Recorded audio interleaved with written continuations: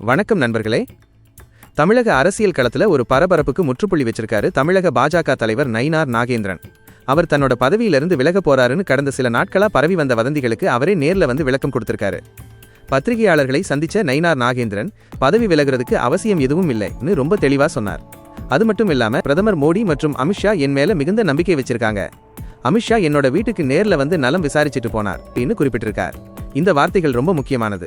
ஏன்னா இது மத்திய தலைமைக்கு அவர் மேல எந்த அதிருப்தியும் இல்லைங்கிறத தெளிவா உணர்த்தியது. இந்த வதந்தி ஏன் பரவிச்சுன்னு பாத்தீங்கன்னா அதுக்கு பல காரணங்கள் சொல்லப்படுது. தமிழக பாஜகவில் உட்கட்சி பூசல் இருக்குங்கிற பேச்சு ரொம்ப நாளா இருக்கு. சில தலைவர்கள் நயினார் நாகேந்திரன் தலைமைக்கு எதிராக இருக்கிறதா சொல்லப்படுது. அது மட்டும் இல்லாம அதிமுக கூட்டணியில இருக்கிற ஓபிஎஸ், டிடிவி தினகரன் மாதிரி தலைவர்கள் சில நேரத்துல பாஜகவை விமர்சிச்சு பேசியிருக்காங்க. இது பாஜகவுக்கு சங்கடத்தை ஏற்படுத்தி இருக்கலாம். இந்த சூழல்ல நயினார் நாகேந்திரன் சரியான முறையில் கையாள்றதுல சிரமம் இருந்துச்சுன்னு சொல்லப்படுது. சமீபத்துல நடந்த சில தேர்தல்கள்ல பாஜக எதிர்பார்த்த வெற்றியை பெறலை.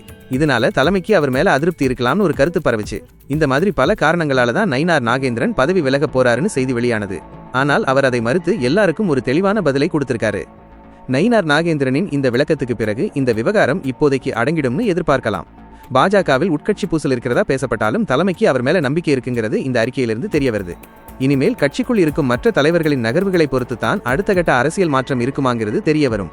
இந்த விவகாரம் குறித்து உங்களுடைய கருத்து என்ன?